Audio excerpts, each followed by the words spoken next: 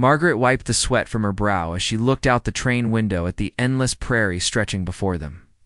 The year was 1887, and she and her husband Thomas had sold everything they owned back in Pennsylvania to chase their dream of starting fresh in Wyoming territory. The train car was packed with other hopeful families, all carrying their worldly possessions in worn leather cases and cloth bundles. Thomas sat beside her, his weathered hands folded in his lap. At 52, he was 10 years older than Margaret, but his eyes still held the spark of adventure that had convinced her to marry him 3 years ago.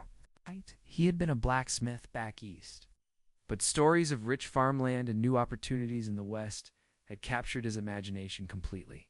"Look there, Maggie," Thomas said, pointing to a distant mountain range. "Soon we'll have our own piece of land, and I'll build you the finest house in all of Wyoming." His voice carried that familiar mix of excitement and determination that Margaret had grown to love. Margaret smiled and squeezed his hand. She had her doubts about leaving behind everything familiar, but Thomas's enthusiasm was infectious. They had no children yet, which made the move easier in some ways, but also meant they were truly alone in this venture. Her sister back in Philadelphia had begged her not to go, warning her about the dangers of frontier life. The train car smelled of unwashed bodies, tobacco smoke, and the lingering aroma of the simple meals passengers had brought for the long journey.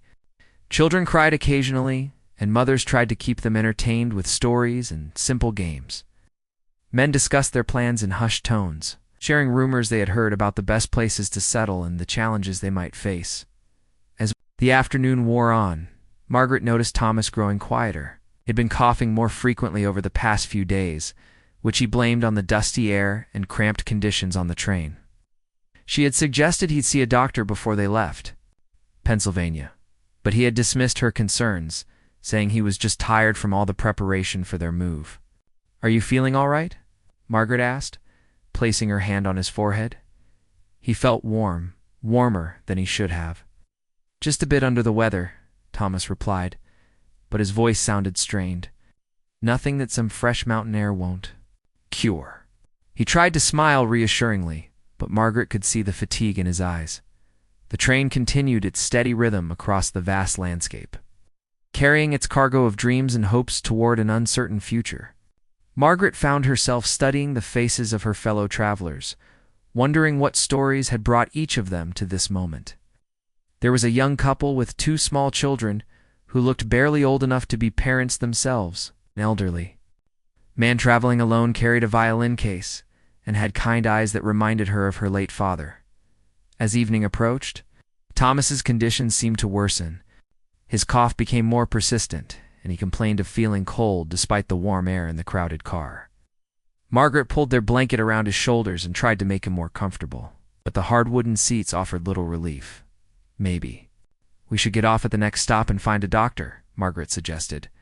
Her worry growing with each passing hour. Thomas shook his head firmly. "We've come too far to turn back now, Maggie. We'll be fine once we reach Wyoming and get settled." His determination was admirable. Margaret could hear the weakness creeping into his voice. That night, as the train rocked them gently through the darkness, Margaret barely slept. She listened to Thomas's labored breathing and felt helpless to ease his discomfort.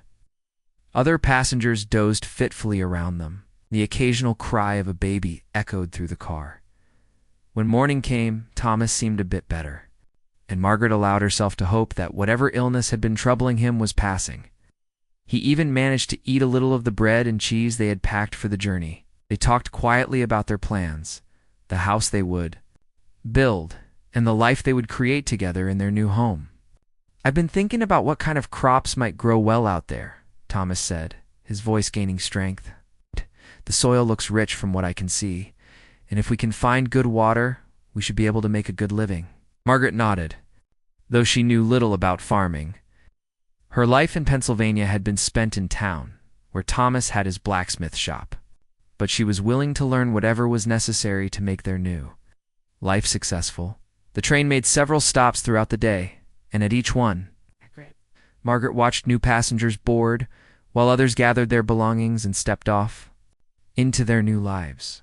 She wondered if she and Thomas would have the courage to take that step when their time came. or if the safety of the moving train would seem too precious to abandon. As the second day of their journey progressed, the landscape outside grew more rugged and beautiful. Rolling hills gave way to steeper terrain, and the air coming through the windows carried different scents: pine trees, wildflowers, and something clean and fresh that Margaret had never experienced before. Thomas seemed to rally again as they traveled deeper into the Western Territories. He pointed out interesting rock formations and speculated about the wildlife they might encounter. For a few hours, Margaret almost forgot about her concerns and lost herself in the excitement of their adventure. But as the sun began to set on their second day, she noticed Thomas growing quiet again. His hand felt hot when she touched it, and his breathing seemed more shallow than it should have been. The other passengers were settling in for another night on the hard seats, arranging their belongings and trying to find comfortable positions. For sleeping, Margaret pulled their blanket up around Thomas's shoulders and whispered a quiet prayer that whatever was wrong with him would pass quickly. Tomorrow, they would reach their destination, and everything would be different. They would start their new life together, build their dream home, and create the future they had planned so carefully. She had no way of knowing that by morning. Everything would indeed be different, but not in the way she had imagined. Margaret woke to the sound of the train's whistle piercing the early morning air. For a moment she felt disoriented, unsure of where she was or why her neck ached so terribly. Then reality came flooding back. She was on the train to Wyoming, and she had fallen asleep sitting upright with her head resting against the window. She turned to check on Thomas and felt her heart stop. Her husband was slumped against her shoulder, his face pale and his lips slightly blue. His hand, which she had been holding through the night, was cold and still. "Thomas?" she whispered, gently shaking his shoulder. "Thomas, wake up." But Thomas would never wake up again. And sometime during the night, while Margaret slept fitfully beside him, her husband's weakened heart had simply stopped beating. The illness that had been troubling him for days had taken its final toll, and he had died peacefully in his sleep. Quiet of the train car like a knife.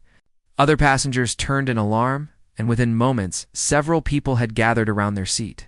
A woman with graying hair and kind eyes knelt beside Margaret, placing a comforting hand on her arm. "I'm so sorry, dear," the woman said softly. "I'm Mrs. Henderson. My husband is a doctor. Let me get him to have a look." Dr. Henderson was a thin man with gentle hands who examined Thomas with practiced efficiency. After a few moments, he looked up at Margaret with sympathetic eyes and shook his head slowly. There was nothing to be done. Thomas had been gone for several hours. The next few hours passed in a blur of activity and grief. The train conductor was summoned, and arrangements had to be made. They were still a full day away from the nearest town of any size, and the train could not stop just anywhere to deal with a death.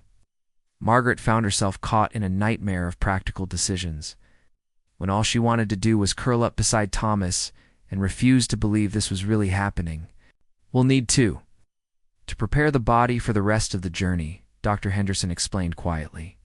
"And when we reach Cheyenne tomorrow, we'll help you make arrangements for a proper burial." Margaret nodded numbly. Cheyenne, that was where she and Thomas had planned to get off the train and begin their new life. She would be getting off alone, a widow in a strange place with no friends, no family, and very little money. The other passengers were remarkably kind. Mrs. Henderson stayed with Margaret throughout the morning, bringing her water and speaking in soft, comforting tones. The young couple with the 2 children offered to share their food, and the elderly man with the violin played soft, sad melodies that somehow made Margaret feel less alone in her grief. As the day wore on, Margaret had to face the reality of her situation. She had barely enough money to pay for Thomas's burial, let alone survive on her own in Wyoming Territory. She had no skills that would help her earn a living, and the idea of returning to Pennsylvania seemed impossible. They had sold everything to pay for this journey.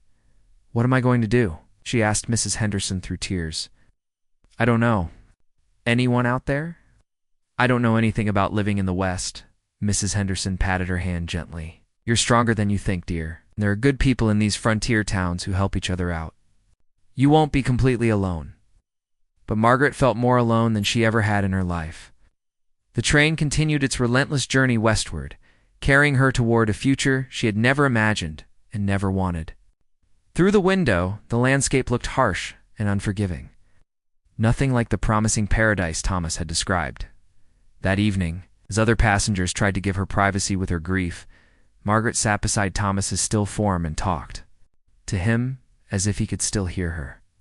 She told him how frightened she was, how much she loved him, and how sorry she was that they would never build that house together or plant those crops he had been so excited about. "I don't know if I'm brave enough to do this without you," she whispered. "You're always the strong one, the one with all the plans and dreams. What am I supposed to do now?"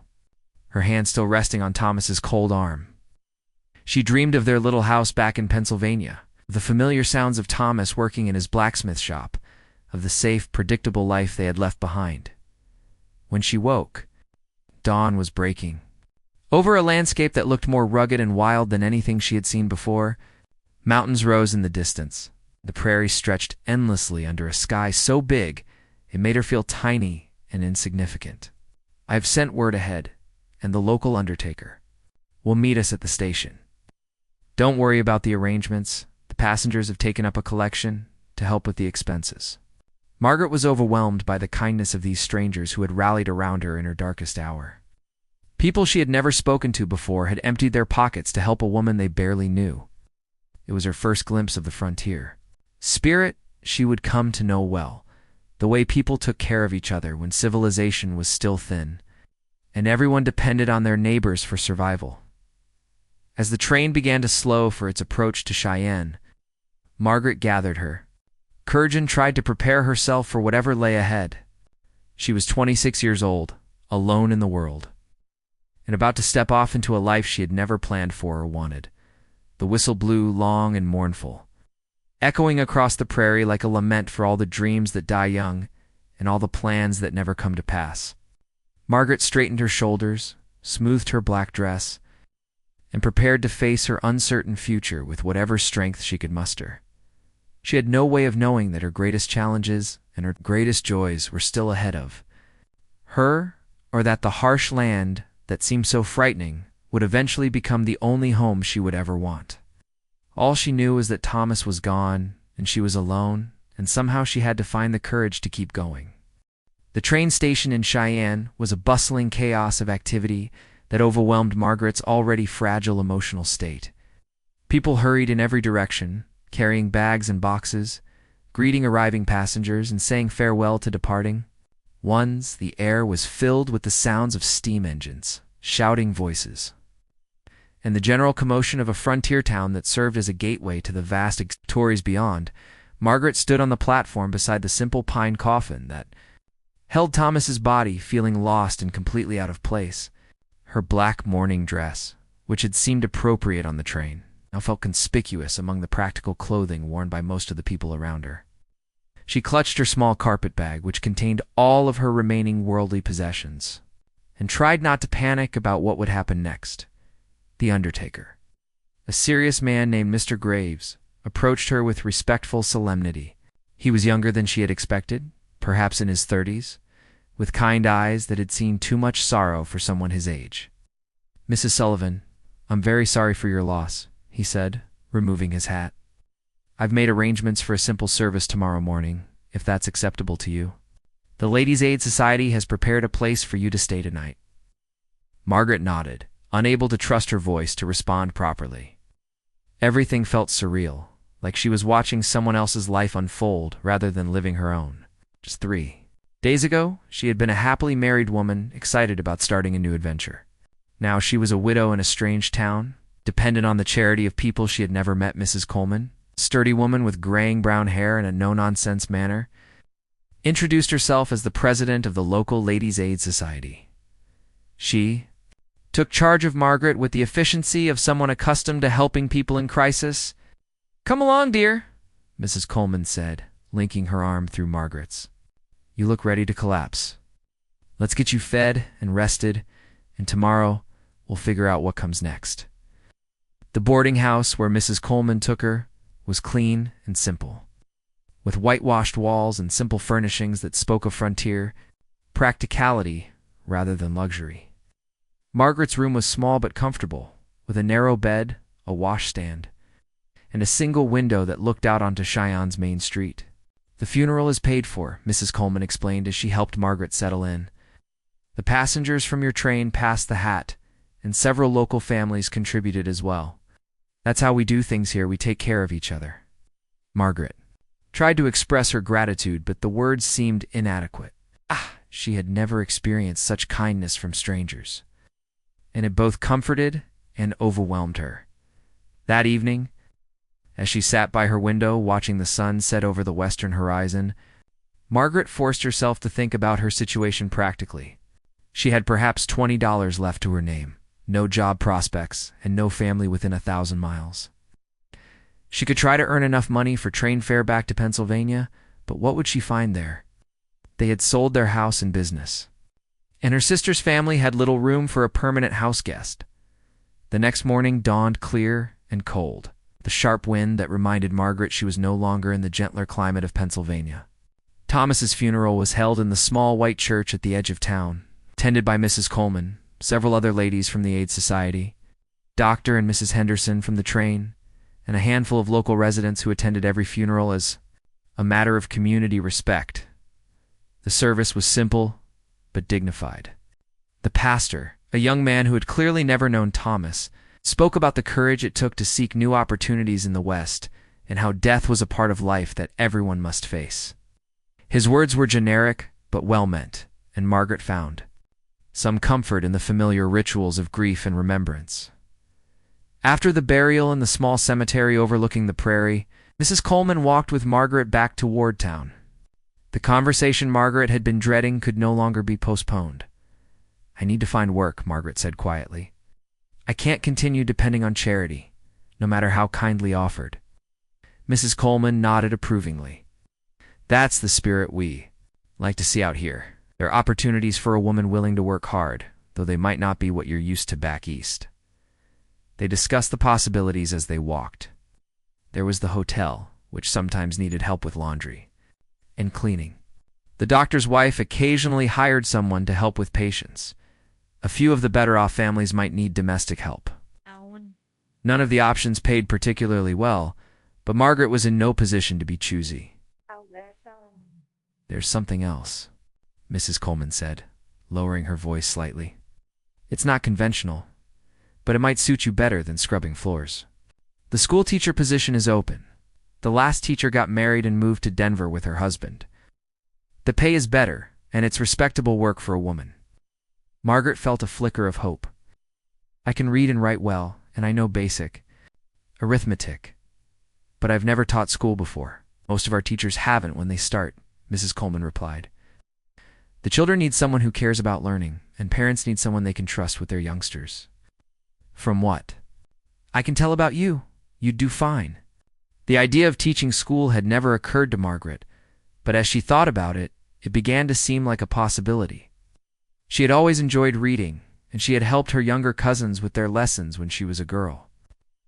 Give her a purpose and a way to contribute to the community that had been so kind to her. That afternoon, Mrs. Coleman arranged for Margaret to meet with the 3 members of the school board: the banker, the store owner, and the rancher whose children attended the school. The interview took place in the bank's small back office, and Margaret tried to project confidence she didn't feel. The questions were practical. Could she handle children of different ages in one room? Did she understand basic subjects well enough to teach them? Would she be able to maintain discipline? Margaret answered as honestly as she could, admitting her lack of experience, but emphasizing her willingness to learn and work hard. "The position comes with a small house behind the school," the banker explained. "It's not much, but it's clean and private. The salary is $30 a month, paid by the families whose children attend." $30 a month seemed like a fortune to Margaret in her current circumstances. It would allow her to be independent and self-supporting, something she had never been in her entire life. The school board members excused themselves to discuss her application, leaving Margaret alone with her nervous thoughts. Through the window, she could see the main street of Cheyenne busy with people going about their daily business. Cowboys, merchants, families, and travelers all moved with the purposeful energy of a community that was building something new. When the men returned, their expressions gave nothing away. "Mrs. Sullivan," the banker said formally, "we'd like to offer you the position of Sklecha. You can start next Monday, if that's acceptable to you." Margaret felt tears spring to her eyes, but this time they were tears of relief rather than grief. For the first time since Thomas died, she had hope for the future. The schoolhouse stood at the edge of Cheyenne like a small white beacon of civilization against the endless prairie. It was a simple one-room building with tall windows that let in plenty of natural light and a small bell tower that called students to their lessons each morning. Behind it sat an even smaller structure, a tiny house that would serve as Margaret's new home. As she walked through the little house for the first time, Margaret felt a mixture of gratitude and loneliness. The main room served as both kitchen and sitting area, with a small wood stove for cooking and heating. A narrow bedroom barely large enough for a bed and washstand completed the living space. It was sparse but clean, and most importantly, it was hers. Mrs. Coleman had helped her move her few belongings from the boarding house and had stocked the pantry with basic supplies. "The families will bring you vegetables from their gardens and meat when they butcher," she explained. "Teaching is respected work here, and people will see that you're taken care of." Margaret spent her first weekend preparing for her new role. She cleaned the schoolhouse thoroughly, arranged the desks in neat rows, and studied the few textbooks that had been left by the previous teacher. There were 15 students registered, ranging in age from 6 to 14, and she would need to teach them all in the same room at the same time. On Monday morning, Margaret rang the school bell with trembling hands. She had barely slept the night before, worried about whether she would be able to handle the responsibility. As children began arriving, some on foot and others dropped off by parents in wagons, she tried to project the authority she hoped to feel. The students were a diverse group that reflected the frontier community. There were the banker's twin daughters, always neatly dressed and well-behaved. The store owner's son, a bright boy who asked endless questions. 3 children from a ranching family who had to ride several miles to school each day. The doctor's youngest daughter, who was naturally quiet and studious, and several others whose families were struggling to build new lives in the territory. Margaret's first day was challenging, but not the disaster she had feared. The older students helped with the younger ones, and most of the children seemed genuinely eager to learn. There were moments of chaos, a spilled inkwell, an argument over a pencil, tears when arithmetic proved too difficult, but somehow they all survived until the dismissal bell rang. As weeks passed, Margaret began to find her rhythm as a teacher. She discovered that she had a natural ability to explain difficult concepts in simple terms. Ow! And the children responded well to her patient manner. She organized the older students to help teach the younger ones, creating a system that allowed her to give individual attention where it was needed most. The work was demanding, but rewarding. Margaret found herself looking forward to each school day, curious to see what challenges and discoveries it would bring. She organized spelling bees that brought out the competitive spirit in her students, and she started a small library with books donated by families and ordered from back east with money saved from her salary in the evenings. After the students had gone home, Margaret would sit in her little house and plan lessons for the next day. Sometimes she would walk out onto the prairie behind the school, watching the sun set over the vast landscape and thinking about how much her life had changed. The grief over Thomas's death was still with her, but it had softened into a gentler sadness that no longer threatened to overwhelm her. Every waking moment, the community gradually accepted her as one of their own. Parents would stop by the school to discuss their children's progress, and she was invited to church suppers and community gatherings. She began to understand the rhythms of frontier life, the seasonal challenges, the importance of neighbors helping neighbors, the way people pull together in times of crisis. One particularly cold November morning, Margaret noticed that 3 of her students, the Morrison children, had not arrived at school. The Morrison family lived on a small ranch about 5 miles outside of town, and the children usually rode to school on horseback. Margaret waited until mid-morning before dismissing the other students early and riding out to check on the missing family. She found them all ill with influenza, the parents barely able to get out of bed, and the children running high fevers. Margaret had faced similar situations back in Pennsylvania and knew what needed to be done. She sent word to Dr. Henderson and spent the next 3 days nursing the family, preparing meals, tending the animals, and keeping the children comfortable. Until the crisis passed, when the Morrison family recovered, they were effusive in their gratitude. "You didn't have to do that," Mrs. Morrison said with tears in her eyes. "We're not even related, and you hardly knew us." Margaret smiled. "Out here, we're all related by necessity," she replied, unconsciously echoing something Mrs. Coleman had said to her months earlier. "We take care of each other." As winter deepened, Margaret faced new challenges. The school could only be heated by the wood stove, and on the coldest days, the children would huddle around it trying to keep their fingers warm enough to hold their pencils. Sometimes blizzards would keep students home for days at a time, and Margaret would use the quiet periods to prepare special lessons or catch up on correspondence with the state education department about ordering new supplies. She had written several letters to her sister in Philadelphia, describing her new life and trying to convey how much she had changed. The responses she received showed a growing distance between her old life and new one. Her sister couldn't understand why Margaret didn't return home, couldn't comprehend the sense of purpose and belonging she had found in this harsh but welcoming place. Christmas brought the first real test of Margaret's integration into the community. The school Christmas pageant was an important event, expected to showcase not only the children's learning, but also the teachers' creativity and community spirit. Margaret threw herself into the preparations, helping students memorize poems and songs, creating simple costumes from donated materials, and transforming the schoolhouse into a festive celebration space. The pageant was a tremendous success, with parents and community members packed into the small schoolhouse to watch their children perform. Margaret felt a deep sense of pride and satisfaction as she watched her students recite their pieces with confidence and joy. After months of doubt and uncertainty, she finally felt like she truly belonged in Cheyenne as the winter months continued. Margaret established comfortable routines and deepening friendships. She joined the Ladies' Aid Society and took on additional responsibilities in the community. Her grief over Thomas had evolved into cherished memories rather than paralyzing sorrow. And while she still missed him terribly, she had begun to build a meaningful life that was entirely her own. Spring brought renewal to both the prairie and Margaret's spirit. The children were making remarkable progress in their studies. Several families had specifically requested that she continue as their teacher the following year, and she had saved enough money to make small improvements to both the schoolhouse and her living quarters.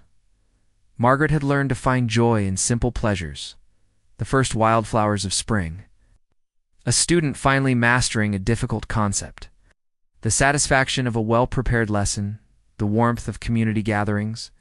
She was no longer the frightened widow who had stepped off the train 6 months earlier.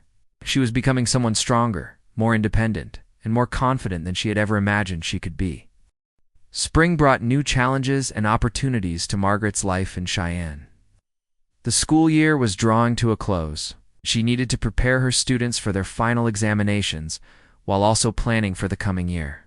More importantly, several of her older students would be finishing their education entirely, as their families needed them to work full-time on ranches and farms during the busy summer season.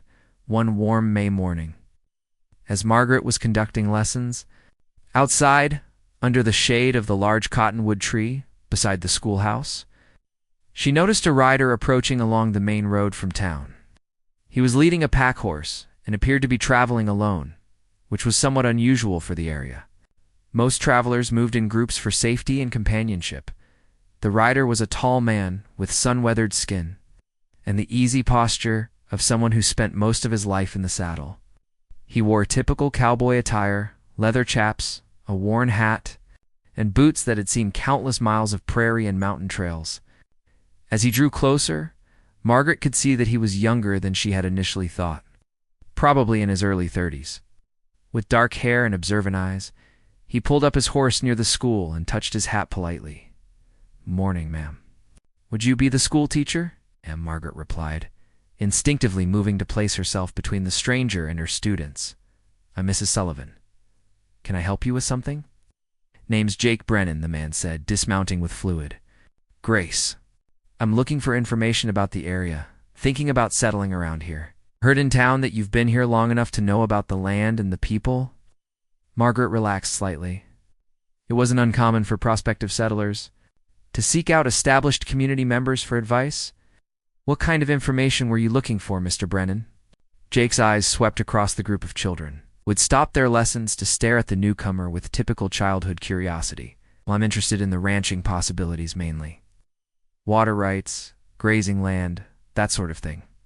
But I also like to know about the schools and churches when I'm considering a place to settle. Tells you a lot about a community." Something about his manner impressed Margaret favorably.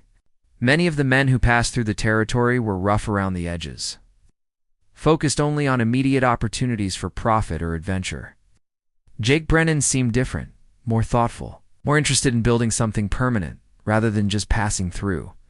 "The ranching is good here," Margaret found herself saying. "The Morrison family has done well with cattle, and the Patterson place has fine grazing land. As for the school, well, you can see for yourself that we take education seriously." Jake smiled, and Margaret noticed that it transformed his entire face, making him look younger and more approachable. "I can see that. Are you originally from these parts, Mrs. Sullivan?" "No, I came out from Pennsylvania last year," Margaret replied. "My husband and I were planning to homestead, but ... She paused, unsure how much of her personal story to share with a stranger. "I'm sorry for your loss," Jake said quietly, his expression becoming respectful. "That must have been difficult, being so far from family and familiar places." Margaret was struck by his perceptiveness and tact. He had clearly understood the implication of her words without forcing her to explain the painful details. "It was challenging," she admitted. "But this community has been very kind to me. I've found a good life here." One of her students, 7-year-old Emma Patterson, had been inching closer during the conversation, fascinated by Jake's horse. "Is he your horse?" she asked, with the directness of childhood. Jake's smile returned. "He is. His name is Thunder, and he's been my partner for about 3 years now. Would you like to pet him?" With Margaret's permission, Jake helped Emma approach the horse safely, showing her how to let Thunder smell her hand before touching his neck.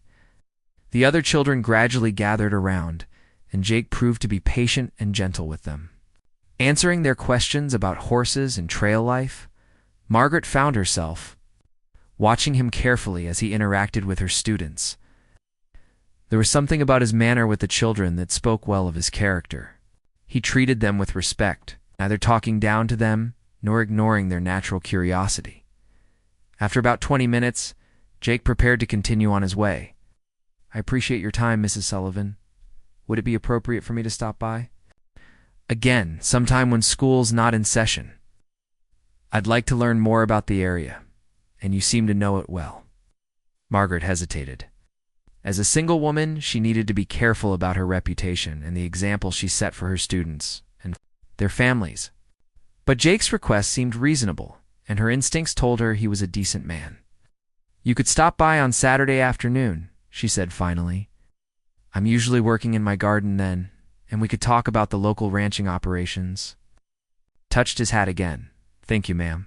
See you Saturday." As he rode away, Margaret became aware that her students were watching her with great interest. Children were remarkably observant about adult interactions, and she could see questions forming in their young minds. "Back to your arithmetic, everyone," she said briskly, trying to return their attention to their lessons. But she found her own thoughts wandering as the day progressed. Saturday came sooner than Margaret had expected. Extra care with her appearance, choosing a clean dress and making sure her hair was neatly arranged. She told herself it was simply a matter of maintaining proper standards. But she couldn't quite convince herself that was the whole truth. The formal courtship between Margaret and Jake brought a new energy to the small community of Cheyenne. News of their engagement spread quickly, as it always did in frontier towns where everyone knew everyone else's business. Most people were delighted by the match, seeing it as a perfect example of two good people finding happiness together after difficult circumstances. Mrs. Coleman was practically beside herself with joy, taking credit for having predicted the romance from the very beginning. She immediately began organizing what she called proper preparations for Margaret's second wedding. Despite Margaret's protests that she wanted something simple and quiet. "Nonsense," Mrs. Coleman declared, bustling around Margaret's small kitchen. One morning, in early August, "You're an important member of this community now, and your wedding will be a celebration for all of us. Besides, it's been months since we've had a really good party." Margaret had to admit that the attention was both overwhelming and touching. Women she barely knew stopped by to offer family recipes, hand-me-down household items, and advice about married life on a ranch. The men in town clapped Jake on the back and offered congratulations mixed with good-natured teasing about settling down with the schoolmarm. Jake took it all in stride, seeming genuinely amused by the community's investment in their relationship. "I think they're more excited about this wedding than we are," he told Margaret one evening as they walked through town together, nodding to various neighbors who waved from their porches. "They're good people," Margaret replied. "They've adopted us both as family, and this is how families celebrate."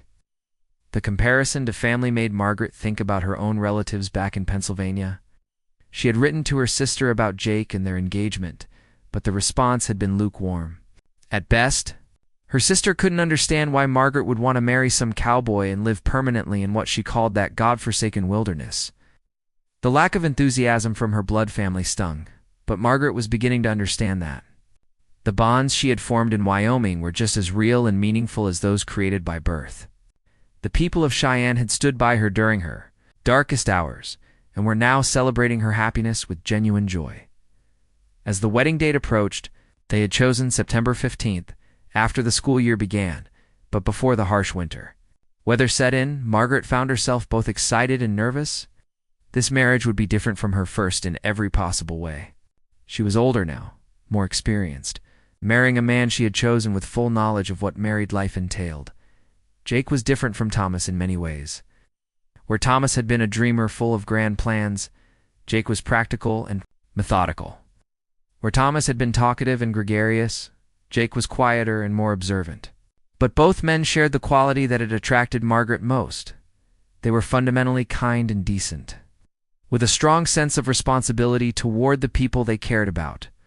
The new school year began 2 weeks before the wedding, adding another layer of complexity to Margaret's preparations. She had 15 students again, including several new children whose families had recently moved to the area. Among them was a shy 8-year-old girl named Lucy, whose family had endured terrible hardships on their journey west, losing both their oldest son and most of their possessions to illness and accidents along the trail, Lucy reminded Margaret painfully of herself during those first difficult weeks in Cheyenne, frightened, displaced, and struggling to find her place in an unfamiliar world. Margaret made a special effort to help the little girl adjust, pairing her with one of the more confident students and giving her extra attention during lessons. "She's lucky to have you as a teacher," Jake observed one evening when Margaret told him about Lucy's progress. "You understand what it feels like to be lost and need someone to care?" Margaret was touched by his insight. "I suppose that's true. Sometimes our difficult experiences prepare us to help others going through similar challenges." Jake nodded thoughtfully. "That's one of the things I admire about you, Margaret. You don't let hardship make you bitter or closed off. You use it to become more compassionate." These moments of deep understanding between them reassured Margaret that she was making the right choice. Jake saw her clearly, not just the composed schoolteacher she appeared to be, but the woman who had survived loss and built strength from her struggles. The week before the wedding, Margaret faced a decision that had been weighing on her mind. For months, the school board had asked whether she intended to continue teaching after her marriage, and she needed to give them a definitive answer. Most married women in the territory didn't work outside the home, but Margaret's situation was somewhat unusual given her skills and the community's need for a teacher.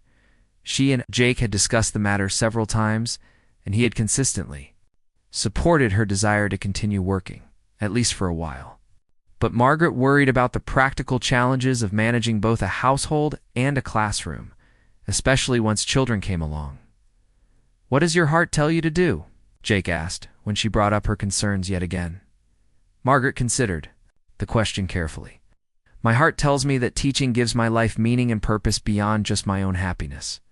These children need someone who cares about their education, and I'm good at this work." "Then that's your answer," Jake replied simply. "We'll figure out the practical details as we go along. Life has a way of working things out if you're willing to be flexible."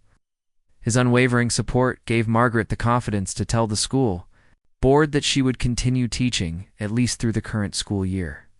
The news was greeted with relief by parents who had worried about finding a replacement, and several families made a point of telling Margaret how grateful they were that she wouldn't be leaving them. The day before the wedding, Margaret stood in her little house looking at the wedding dress that Mrs. Coleman and several other women had helped her create. It was a simple but elegant design in deep blue silk, practical enough to be worn again but special enough to mark the importance of the occasion. As she held it up to herself in front of the small mirror, she thought about all the changes that would come with tomorrow, after the ceremony. She would move to Jake's ranch and begin a new chapter of her life as a rancher's wife. She would still teach school, riding into town each day during the school year. But her primary home would be the little house that Jake had built with such care and attention to detail. That evening, as tradition dictated, she spent her last night as a single woman surrounded by the ladies of the community. They gathered in her small parlor for what Mrs. Coleman called a blessing circle, sharing advice, stories, and good wishes for Margaret's future happiness. "Marriage is hard work," said Mrs. Patterson, the mother of several of Margaret's students. "But when you find the right man, it's the most rewarding work you'll ever do." "Don't lose yourself in taking care of everyone else," added Dr. Henderson's wife. "A good husband wants you to be happy and fulfilled, not just dutiful."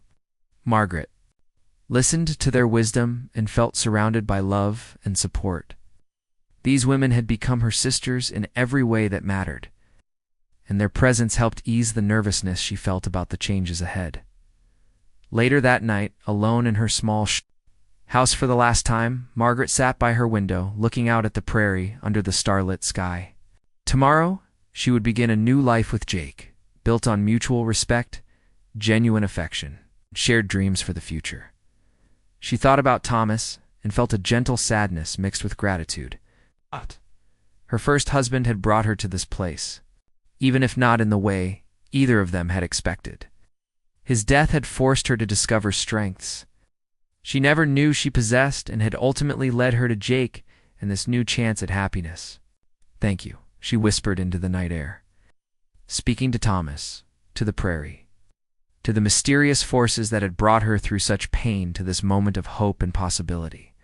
Tomorrow, she would marry Jake Brennan, and together, they would build the kind of life that could weather whatever challenges the frontier might bring. September 15th dawned clear and crisp, with the kind of perfect autumn weather that made the Wyoming prairie look like it was painted in gold and amber. Margaret woke early in her small house, feeling a mixture of excitement and nervous anticipation. That reminded her of Christmas mornings from her childhood.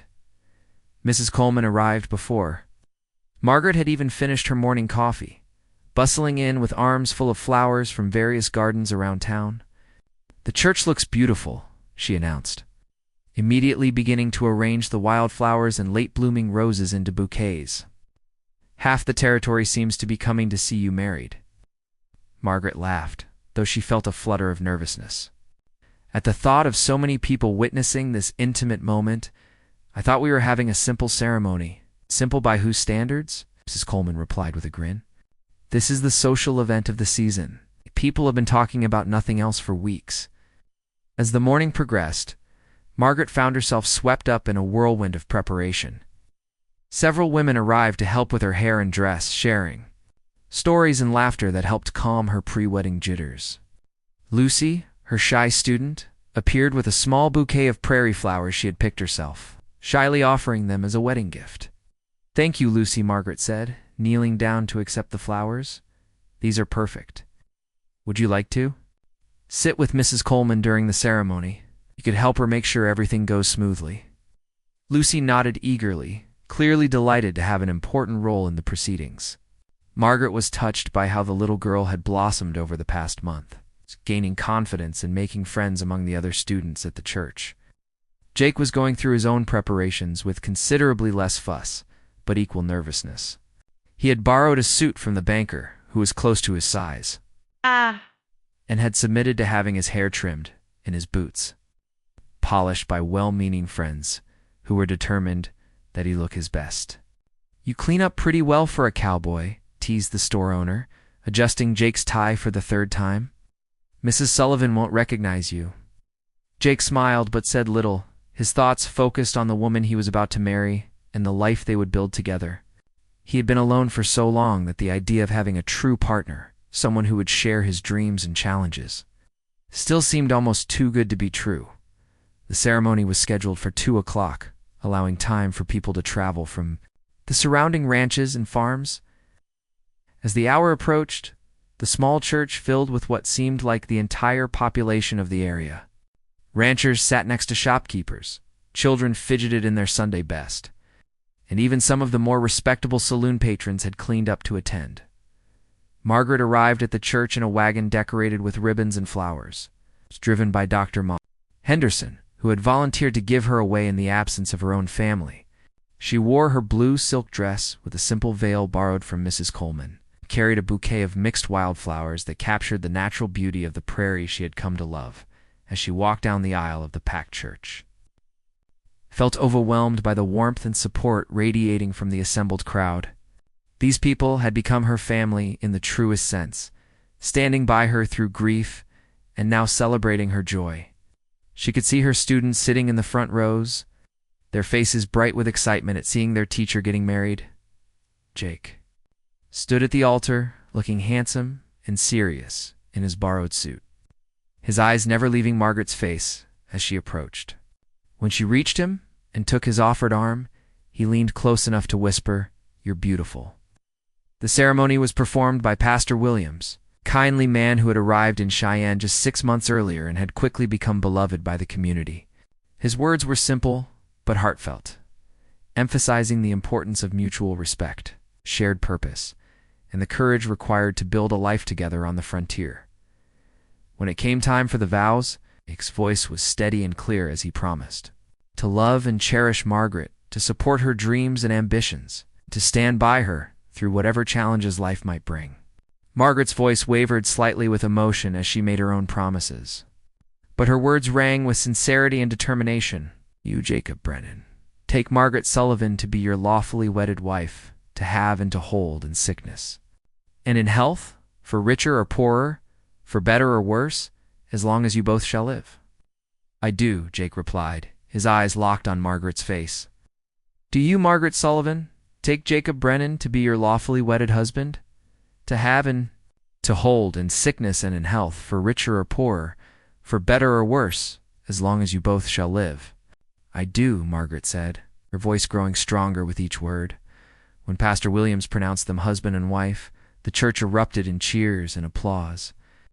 Jake kissed his new bride gently, and Margaret felt a sense of completeness and rightness that she had wondered if she would ever experience again. The reception was held in the church hall, with food contributed by dozens of families and music provided by the elderly gentleman with the violin who had been on Margaret's original train, along with several other local musicians. The celebration continued well into the evening with dancing speeches and the kind of joyful community gathering that made frontier life bearable despite its hardships. Margaret's students had prepared a special surprise, a song they had been practicing in secret for weeks. Their young voices filled the hall with a simple but beautiful melody about love, hope, and building dreams together. Margaret found herself crying tears of happiness as she listened, overwhelmed by the thoughtfulness and effort they had put into their gift. As the evening wound down and guests began to make their way home, Margaret and Jake prepared to leave for the ranch that would now be their shared home. A wagon had been loaded with Margaret's possessions from her little house behind the school, though she would continue to keep a few things there for the days. When weather made the ride back to the ranch impractical, the drive to the ranch under, the star-filled sky was peaceful and romantic. with Jake pointing out landmarks and sharing his plans for improvements they could make together. Margaret snuggled close to her new husband, feeling safe and loved in a way she had never quite experienced before. The ranch house that Jake had built was larger and more comfortable than Margaret's small teacher's cottage, with a real parlor, a spacious kitchen, and 2 bedrooms. Jake had clearly put thought into making it a welcoming home for a woman, with touches like curtains at the windows and a small garden plot already prepared near the kitchen door. "It's wonderful, Jake," Margaret said as they walked through their new home together. "I can see us being very happy here." That night, as they sat on the porch of their ranch house looking out over the rolling prairie, Margaret reflected on the extraordinary journey that had brought her to this moment. Less than 2 years ago, she had been a frightened widow stepping off a train into an uncertain future. Now she was a confident woman with meaningful work, a loving husband, and a community that valued her contributions. "What are you thinking about?" Jake asked, noticing her contemplative mood. "Just how strange life can be," Margaret replied.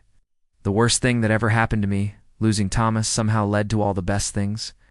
This place, my teaching. Why, oh, none of it would have happened if our original plans had worked out." Jake nodded thoughtfully. "Maybe that's how life is supposed to work. Maybe we have to lose some dreams before we can find the ones we're really meant to live." As they prepared for bed in their new shared home, Margaret felt a deep sense of peace and gratitude. She had learned that she was stronger than she ever imagined, that love could come more than once in a lifetime, and that home wasn't a place but a feeling of belonging and being valued for who you truly were. The frontier had tested her in ways she never expected, but it had also given her gifts she never could have imagined. Tomorrow would bring new challenges and new joys. But tonight she was exactly where she belonged, with the man who saw all her strengths and loved her completely. Outside their window, the Wyoming prairie stretched endlessly under the vast star-filled sky, holding infinite possibilities for the future they would build together. 5 years had passed since Margaret and Jake's wedding. The ranch that had once been just Jake's dream had become truly theirs together. What started as a modest operation with a small herd of cattle had grown into one of the most successful ranches in the area. Thanks to their combined efforts and careful planning, Margaret continued teaching during the school year, riding into town each day on the gentle mare Jake had bought specially for her. The routine had become second nature, rising before dawn to help with morning chores, riding to school to spend the day with her students, then returning home to help with evening tasks and spend precious time with Jake. The little schoolhouse had seen many changes over the years. With Margaret's persistent advocacy and the growing prosperity of the community, they had added a small library room and upgraded to newer textbooks. Several of her original students had gone on to attend university in Denver or back east, carrying with them the solid foundation Margaret had helped provide. But the biggest change in Margaret's life had come 3 years earlier with the birth of their son, Daniel. Now, a sturdy 2-year-old with his father's dark hair and his mother's curious eyes, Danny had brought a joy and completeness to their marriage that Margaret hadn't even known was missing. "Mama, Mama," Danny called from his place on the porch, where he was playing with the wooden blocks Jake had carved for him. "Horse coming." Margaret looked up from the lesson plans she was reviewing and saw a familiar figure riding toward the house.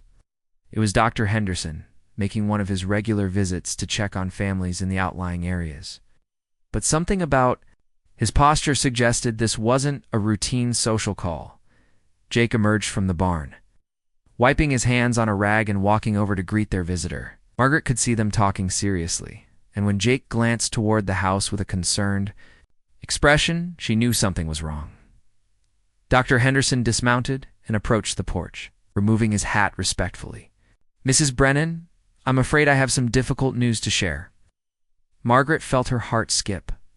"What is it, doctor?" "There's been an outbreak of scarlet fever in town," he said gently. 3 children have already died and several more are seriously ill. The school board has voted to close the school temporarily to prevent further spread. Margaret's hand went instinctively to Danny, pulling him closer. Scarlet fever was one of the diseases that terrified frontier parents most. It struck quickly and was often fatal. especially to young children. "How can I help?" she asked immediately. "Do you need assistance nursing the sick children?" Dr. Henderson shook his head. "That's kind of you to offer, but given that you have a young child of your own, it would be too risky. The best thing you can do is keep Danny away from town until this passes." Jake had joined them on the porch, his face grave. "How long do you think that might be?" "Hard to say," Dr. Henderson replied. "Could be a few weeks, could be longer. These epidemics have to run their course." After the doctor left, Margaret and Jake spent the evening discussing what the school closure would mean for their routine and finances. Margaret's salary, while not large, had become an important part of their household income, especially with the improvements they had been making to the ranch. "We'll manage," Jake said firmly. "We always do. And this gives you more time to spend with Danny while he's still small." Margaret nodded, but she felt restless about being away from her students during such a difficult time. She knew that many families would be struggling with both illness and the disruption to their children's education. Over the next few weeks, as the quarantine continued, Margaret found ways to help from a distance. She prepared lesson packages that could be delivered safely to families whose children were healthy, allowing them to continue learning at home. She also worked with Mrs. Coleman to coordinate food deliveries to families dealing with illness. The epidemic proved to be one of the worst in the area's short history. By the time it finally burned itself out 6 weeks later, 8 children had died, including little Emma Patterson, one of Margaret's former students who had been so fascinated by Jake's horse on the day they first met. When Margaret finally returned to school, the atmosphere was somber and subdued. Many of her students had lost siblings or friends, and several families had left the area entirely, unable to bear the memories of their losses. "How do we help them heal?" Margaret asked Jake. One evening, feeling overwhelmed by the grief and trauma her students were carrying, Jake considered the question carefully. "Same way this community helped you heal when you lost Thomas," he said finally. "With patience, kindness, and by showing them that life can be good again, even after terrible loss." Margaret threw herself into creating a supportive environment for her remaining students. She organized memorial services for the children who had died, encouraged the survivors to share their feelings and memories, and gradually worked to rebuild the sense of joy and discovery that made learning meaningful. Slowly, over the course of the school year, the community began to heal. New families moved in to replace those who had left, bringing fresh energy and hope. Margaret welcomed several new students, including a bright 10-year-old girl named Sarah, whose family had come from Kansas, seeking better opportunities as spring arrived, bringing with it the renewal that Margaret had learned to treasure during her years on the prairie. She received news that would change their lives once again. She was pregnant with their second child. Jake was overjoyed at the prospect of expanding their family, but Margaret felt a complex mix of emotions. She was happy about the pregnancy, but she also worried about how she would manage teaching with 2 young children at home. "Maybe it's time to step back from teaching," she said one evening, as they sat on their porch watching Danny chase fireflies in the gathering dusk. Jake was quiet for a long moment. "Is that what you want to do?" asked finally.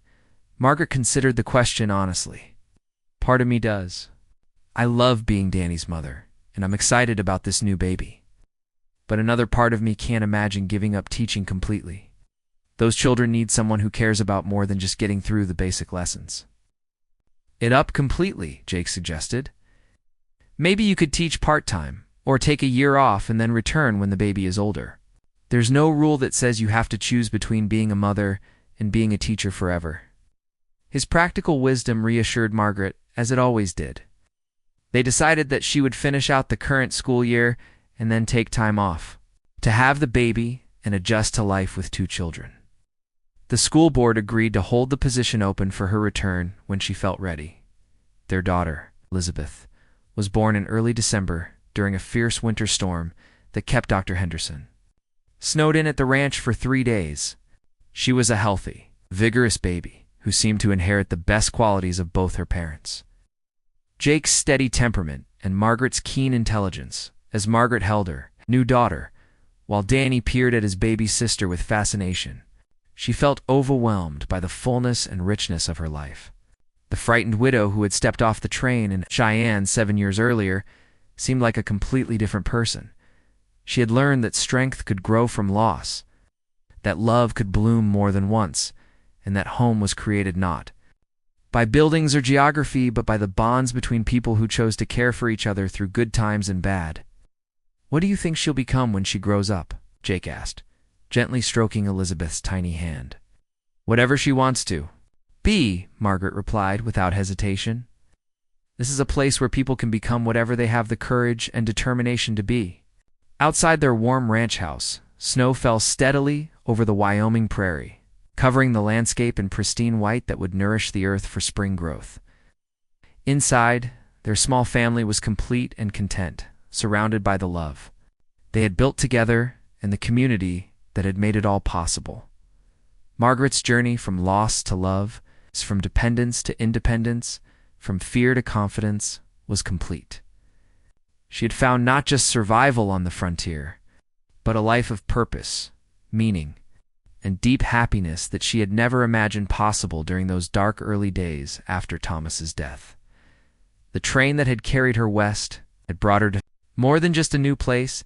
It had carried her to a new version of herself, one strong enough to build dreams and wise enough to recognize that sometimes the most beautiful destinations are the ones we never planned to reach.